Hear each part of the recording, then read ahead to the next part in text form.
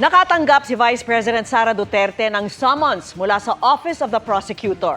Ayon sa bise, pinahaharap siya kaugnay ng reklamong inihain ng NBI, kaugnay ng sinabi niya noong Nobyembre na pagpapapatay kay Pangulong Bongbong Marcos, First Lady at House Speaker.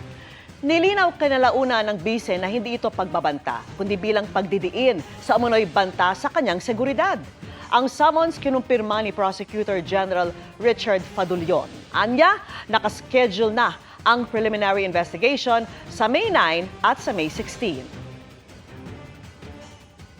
Ako man ay naka-receive din kanina ng summons sa Office of the Prosecutor sa final ng National Bureau of Investigation na kaso laban sa akin.